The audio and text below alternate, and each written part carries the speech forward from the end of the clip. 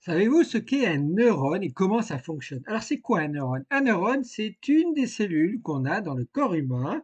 C'est une cellule très particulière puisqu'elle a des longs bras, une grosse tête, et je vais vous expliquer, je vais vous montrer comment. Et en fait, elle permet de coordonner tous nos organes entre eux, jusqu'au cerveau, jusqu'à la moelle épinière, jusqu'au fonctionnement de tous nos organes. Et puis, ça joue aussi sur les sensations de chaleur, de mouillé, de sec, de température, de brûler, de couper. Donc les neurones ont de nombreuses fonctions. Alors les neurones, dans le cerveau, c'est vrai, il y en aurait le plus. Le cerveau, on pensait qu'il y en avait 100 milliards. Le cerveau aurait à peu près, plutôt maintenant, on est autour de 86 milliards de neurones. Le cœur, lui, on a à peu près 40 000 neurones sensoriels. Et puis, les intestins, eux, ont entre 250, 200 et 500 millions de neurones. Donc c'est énorme. Alors un neurone, c'est quoi? Alors comme vous voyez ici sur cet écran, sur cette photo, le neurone, il a une grosse tête, un corps cellulaire, on appelle ça le soma. Et puis il a un long chemin, on appelle ça l'axone. L'axone qui est entouré d'une gaine, une gaine de myéline. Et en fait, au bout, on a ce qu'on appelle des dendrites, des petits bras ou des petits doigts. Et puis, il faut savoir que du coup, du corps cellulaire jusqu'à l'axone, jusqu'aux dendrites, les neurones envoient un signal électrique.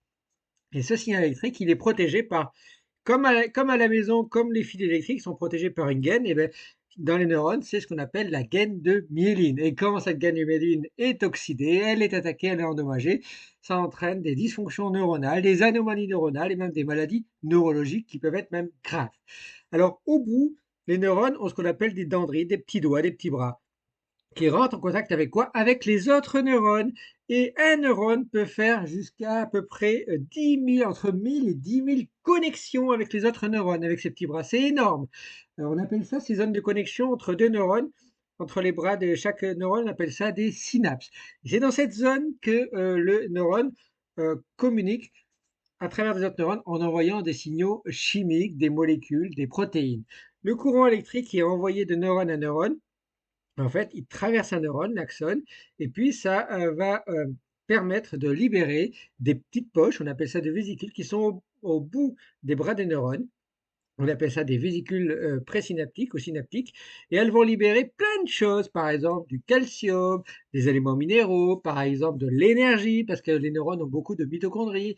Par exemple, elles peuvent libérer de ce qu'on appelle des neurotransmetteurs ou des neuromédiateurs. Vous en connaissez, vous avez la dopamine, la sérotonine, l'adrénaline, le GABA.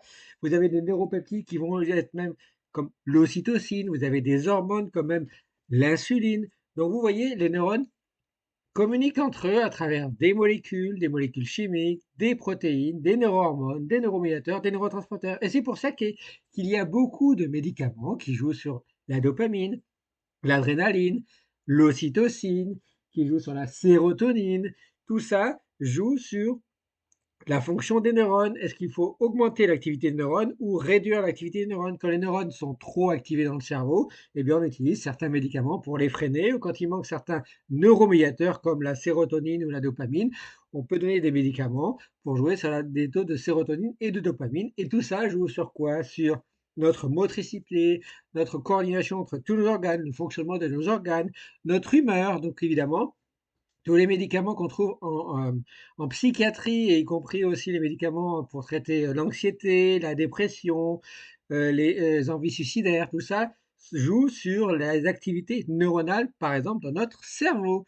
Et donc, c'est à travers ça que ça joue sur les neuromédiateurs, les neurotransmetteurs. Voilà, maintenant vous en savez un peu plus sur les neurones, et vous en parlerez un peu plus une prochaine fois sur les maladies neuronales et neurologiques. Merci à vous. Ciao, ciao, ciao.